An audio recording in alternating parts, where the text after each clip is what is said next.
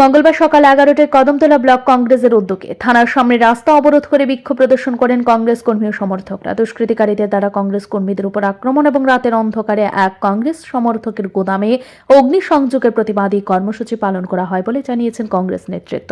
গত 20 জানুয়ারি সোমবার রাত আনুমানিক 9:30টায় স্থানীয় ব্যবসায়ী রাজু নম এর কদমতলা সিডিপিও অফিস সংলগ্ন গোদামে অগ্নিসংযোগের ঘটনা ঘটে। প্রাথমিকভাবে এটি ইলেকট্রিক শর্ট সার্কিটের কারণে হয়েছে বলে মনে করা হলেও পরে জানা যায় যে এই গোদামে কোনো বিদ্যুৎ সংযোগই ছিল না। অগ্নিকাণ্ডে কয়েক লক্ষ টাকা সামগ্রী পুড়ে গিয়ে ব্যবসায়িক ক্ষতির সম্মুখীন হন রাজু নম। এই ঘটনায় কদমতলা থানায় অভিযোগ দায়ের করা হলেও পুলিশ এখনো কোনো তদন্তের কিনারা করতে পারেনি। ক্ষোভের জেরে কংগ্রেস কর্মীরা এদিন প্রথমে একটি বিক্ষোভ মিছিল সংঘটিত করে এবং পরে থানার সামনে গিয়ে রাস্তা অবরোধ করে। বিক্ষোভে নেতৃত্ব দেওয়া কংগ্রেস নেতারা দোষীদের দ্রুত চিহ্নিত করে গ্রেফতার এবং ক্ষতিগ্রস্ত ব্যবসায়ীর আর্থিক ক্ষতিপূরণের দাবি জানান। পরবর্তীতে কংগ্রেসের একটি প্রতিনিধি দল কদমতলা থানার অফিসের ইনচার্জ জয়ন্ত দেবনাথের সঙ্গে দেখা করেন। তিনি দ্রুত তদন্তের আশ্বাস দিলে বিক্ষোভকারীরা অবরোধ তুলে নেন। কংগ্রেস নেতৃত্ব হুঁশিয়ারি দিয়ে জানিয়েছেন, যদি পুলিশ দ্রুত ব্যবস্থা না নেয় তবেই তারা বৃহত্তর আন্দোলনে নামতে বাধ্য হবেন।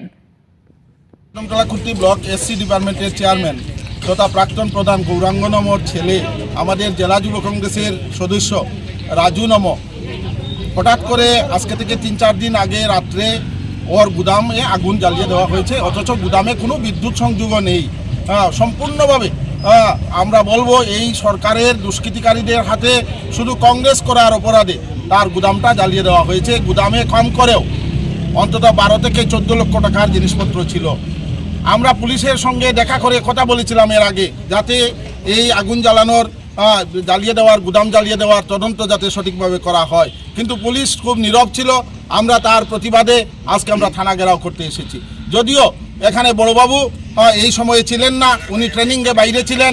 আজকে বড়বাবু এখানে আছেন, আমাদেরকে ডেকে নিয়ে একটা প্রতিনিধি দল, আমাদের প্রতিনিধি দলে ছিলেন আমাদের পিসিসির সদস্য গিয়াসউদ্দিন চৌধুরী সাহেব, ব্লক কংগ্রেসের সভাপতি মানিকলাল দাস, আমাদের এসসি নেতা আমাদের রবীন্দ্র কুমার দাস, আমাদের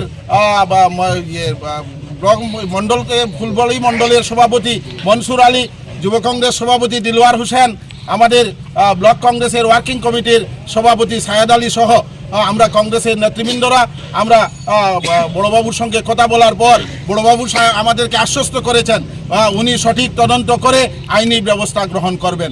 এই আইনি ব্যবস্থা গ্রহণ করার প্রতিশ্রুতি দেওয়ায় আমরা থানা ঘেরাও থেকে এখন আমরা চলে যাব।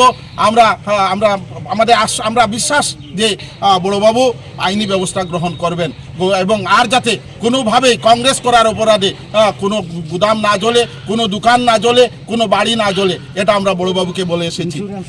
এবং উনি বলেছেন ইন্স্যুরেন্সের মাধ্যমে যাতে উনি ক্ষতিপূরণ পান তার ব্যবস্থা উনি গ্রহণ করবেন। তাই আমরা আজকের এই থানা ঘেরাওয়ে যারা উপস্থিত হয়েছেন আমি সবাইকে ধন্যবাদ জ্ঞাপন করছি এবং সাংবাদিক বন্ধুরা যারা ছুটে এসেছেন, হঠাৎ করে আমরা প্রোগ্রাম নিয়েছি, আপনারা যেভাবে সাড়া দিয়ে এসেছেন তার জন্য আপনাদেরকে আমরা ধন্যবাদ জ্ঞাপন।